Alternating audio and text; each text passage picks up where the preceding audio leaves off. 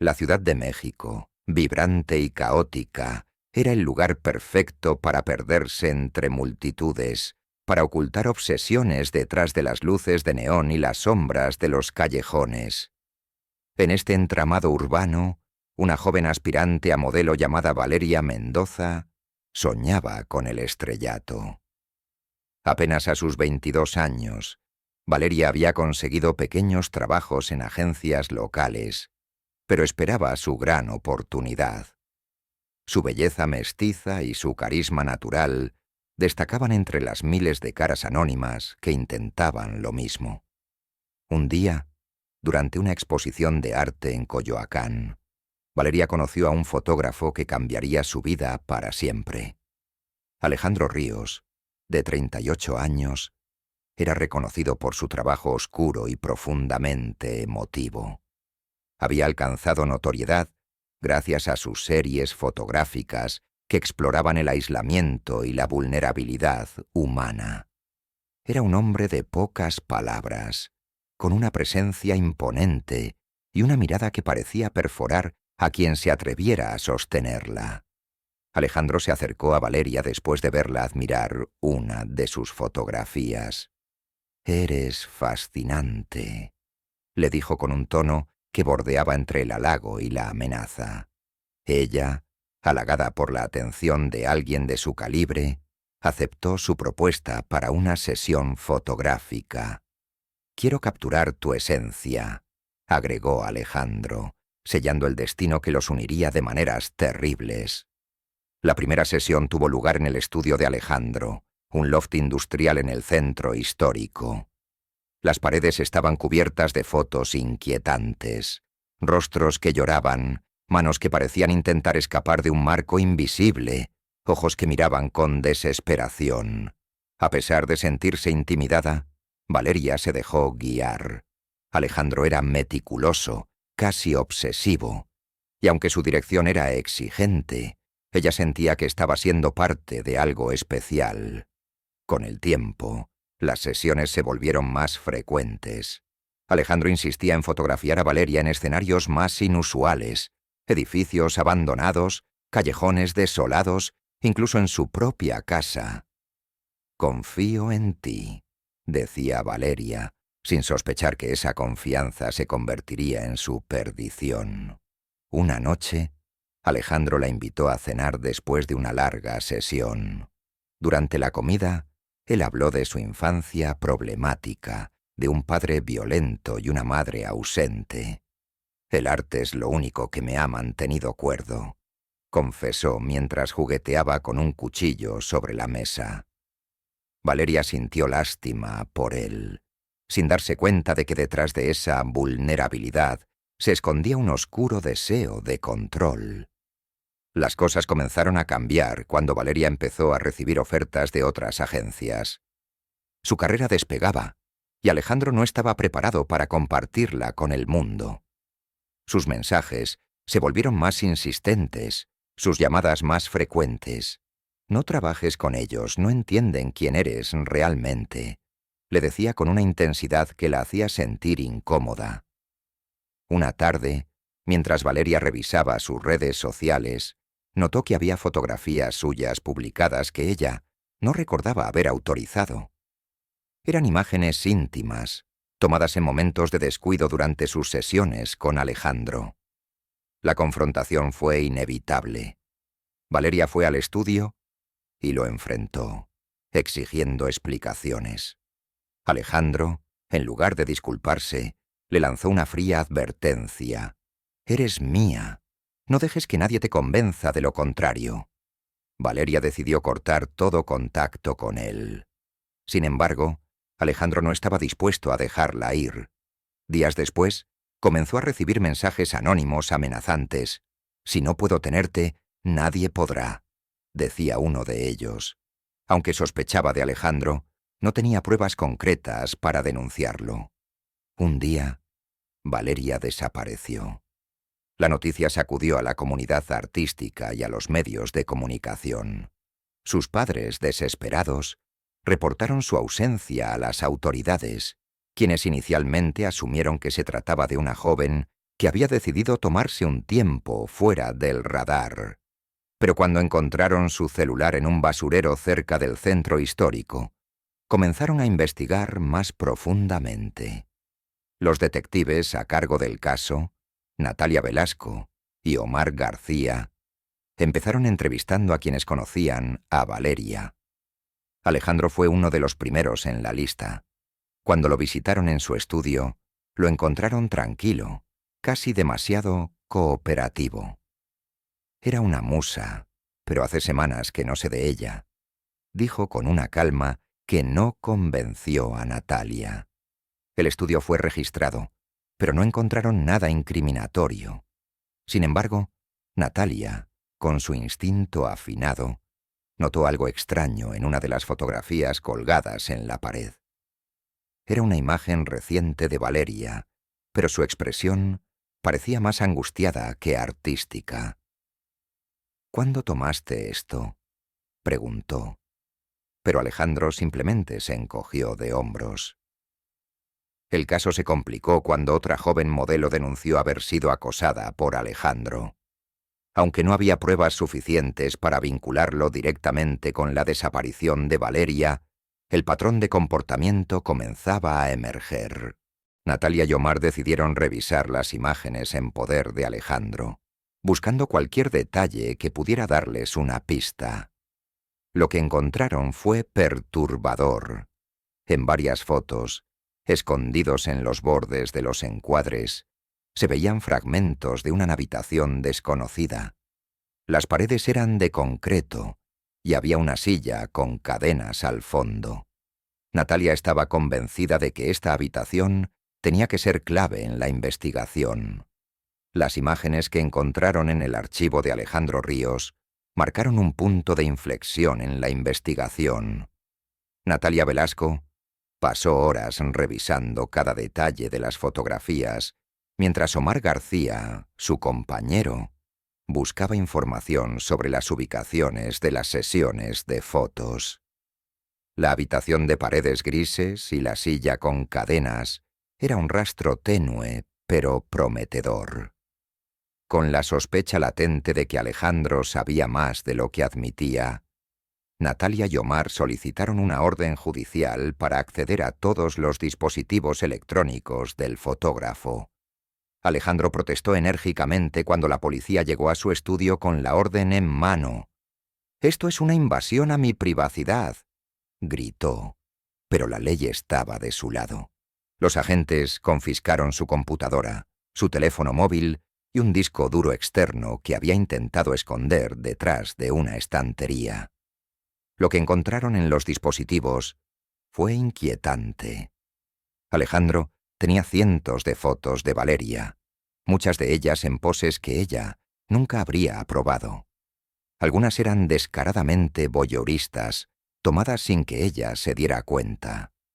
Peor aún, había grabaciones de audio de conversaciones privadas entre los dos, que Alejandro había registrado sin su consentimiento. Sin embargo, nada de esto vinculaba directamente al fotógrafo con su desaparición. Natalia se obsesionó con el caso. No podía ignorar la sensación de que algo importante se les estaba escapando. Pasó noches enteras repasando las imágenes, buscando patrones o detalles que hubieran pasado desapercibidos.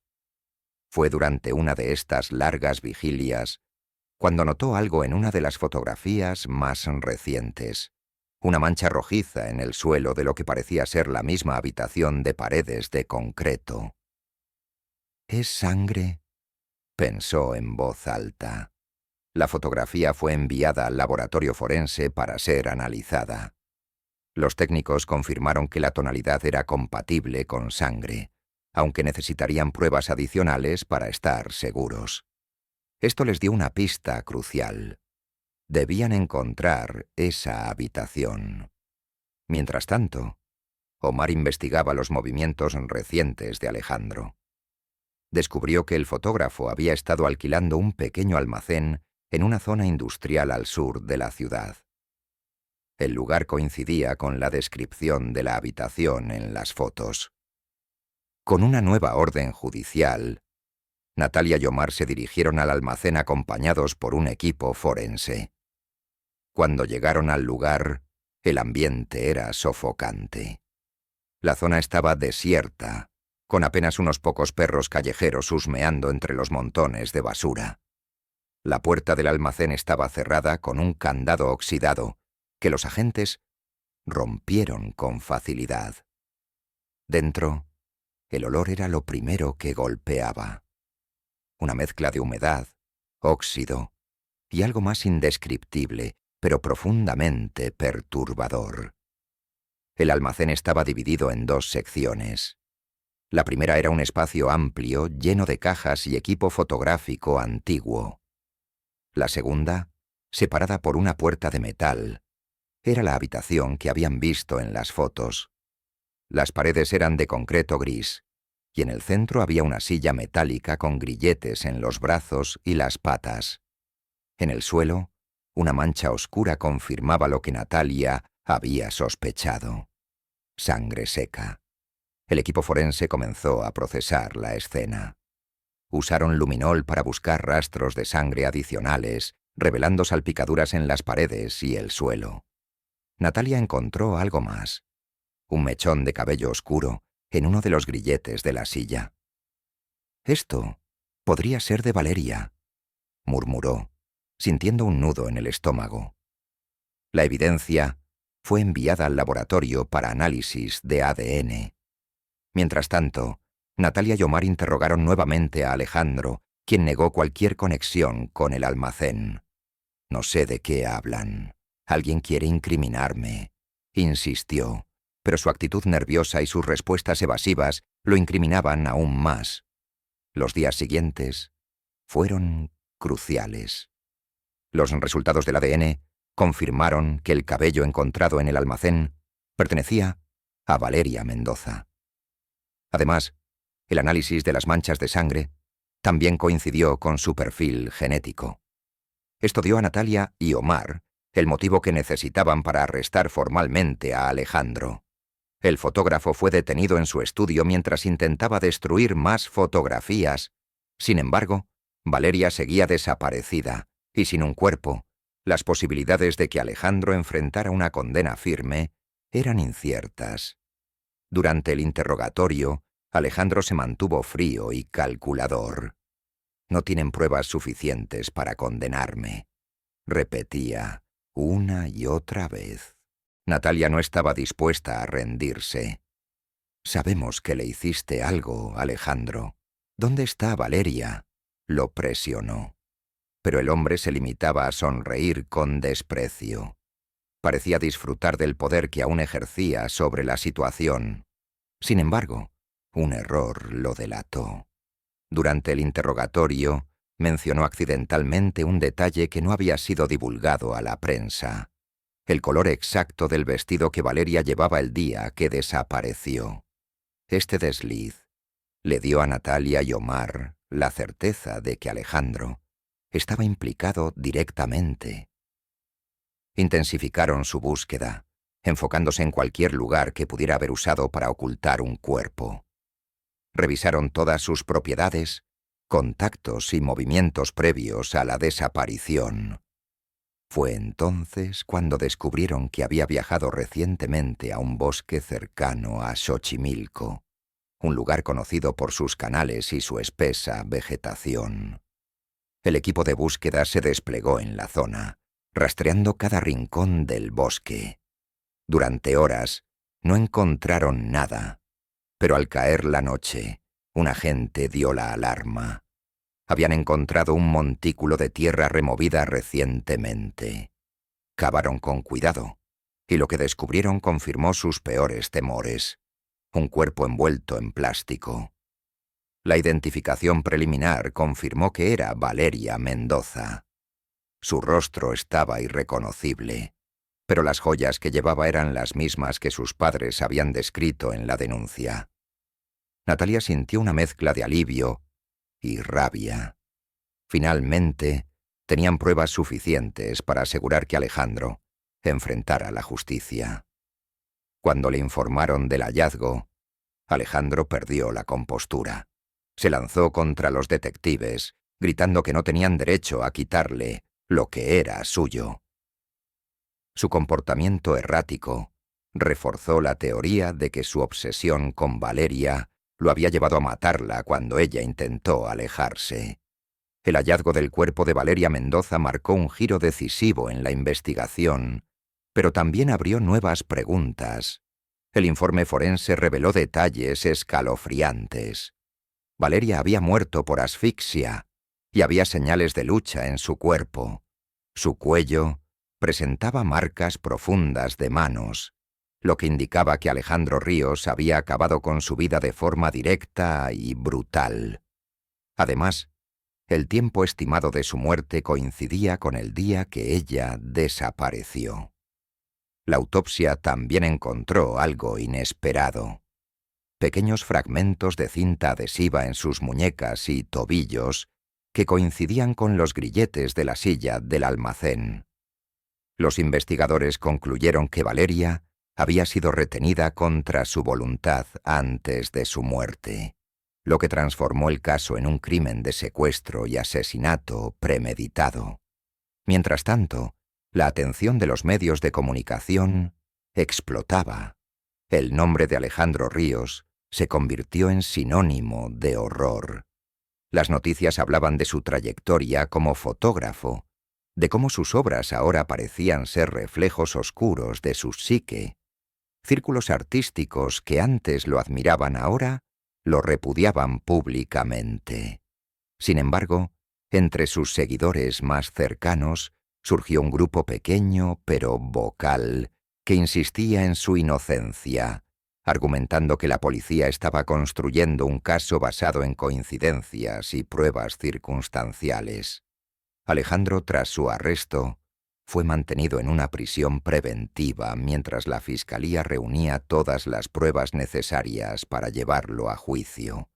A pesar de las evidencias encontradas, él continuaba declarando su inocencia. «No maté a Valeria. Me están incriminando porque soy un hombre incomprendido», afirmó en una entrevista que dio a un periodista desde la cárcel, una decisión que los fiscales aprovecharon para reforzar su caso. En la entrevista, Alejandro mostró una arrogancia desconcertante, refiriéndose a Valeria como su obra maestra y declarando que nadie podía entender la profundidad de su relación. Mientras el caso avanzaba, Natalia Velasco y Omar García siguieron investigando. Descubrieron un patrón de comportamiento perturbador. Otras mujeres que habían trabajado con Alejandro comenzaron a presentarse con historias similares. Todas describían su comportamiento como obsesivo y controlador. Una de ellas, Mariana Ávila, recordó que durante una sesión de fotos en un lugar remoto, Alejandro le había hecho comentarios escalofriantes sobre la fragilidad de la vida y cómo una musa debía estar dispuesta a todo por su arte. Estos testimonios pintaban un cuadro aterrador de un hombre que veía a las mujeres no como personas, sino como objetos para cumplir sus fantasías artísticas. Aunque ninguna de estas mujeres había sufrido el mismo destino que Valeria, sus historias ayudaron a establecer un perfil psicológico que reforzaba la idea de que Alejandro no solo era capaz de asesinar, sino que lo había hecho con la intención de preservar su control sobre Valeria. El juicio comenzó meses después. La sala estaba llena de periodistas, familiares y amigos de Valeria, así como algunos seguidores de Alejandro que todavía creían en su inocencia. La fiscalía presentó un caso sólido, comenzando con las pruebas forenses encontradas en el almacén. El ADN de Valeria en los grilletes, las manchas de sangre en las paredes y el cabello que vinculaba directamente a Alejandro con la escena del crimen. El testimonio de los padres de Valeria fue desgarrador. Su madre, entre lágrimas, describió los días de angustia que vivieron tras su desaparición y la desesperación que sintieron cuando se confirmó que el cuerpo encontrado era el de su hija. Ella confiaba en él, pensaba que era su amigo, que quería ayudarla. Nunca imaginamos que alguien pudiera ser tan monstruoso, declaró. Por su parte, la defensa intentó argumentar que las pruebas eran circunstanciales y que Alejandro era víctima de una cacería mediática. Alegaron que el almacén había sido usado por múltiples personas y que no había evidencia directa de que él estuviera presente en el momento de la muerte. Sin embargo, este argumento fue debilitado por el hallazgo de huellas dactilares de Alejandro en la silla y las cadenas. El momento más impactante del juicio llegó cuando el fiscal reprodujo una grabación de audio encontrada en la computadora de Alejandro. En ella se escuchaba la voz de Valeria, claramente asustada, suplicándole a Alejandro que la dejara ir. Su voz estaba entrecortada, y las palabras de Alejandro en respuesta eran frías y amenazantes. «No puedes irte. Eres mía, y siempre lo serás». La grabación dejó sin palabras a todos en la sala. Alejandro por primera vez pareció perder su compostura habitual. Su rostro se tensó, y sus ojos buscaron desesperadamente algo o alguien que pudiera salvarlo. Pero ya no había marcha atrás. Esa grabación era la prueba definitiva de que Valeria había sido retenida contra su voluntad y que Alejandro estaba presente en sus últimos momentos. Finalmente, el jurado emitió su veredicto. Alejandro Ríos fue declarado culpable de secuestro, asesinato en primer grado y manipulación de pruebas.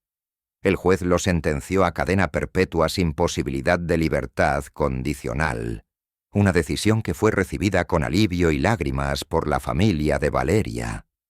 Cuando el juez dictó la sentencia, Alejandro permaneció inexpresivo, como si finalmente entendiera que su mundo, el que había construido alrededor de su obsesión, se había derrumbado por completo. Natalia Velasco observó desde el fondo de la sala, sintiendo una mezcla de satisfacción y tristeza. Aunque la justicia había prevalecido, nada podía devolverle la vida a Valeria.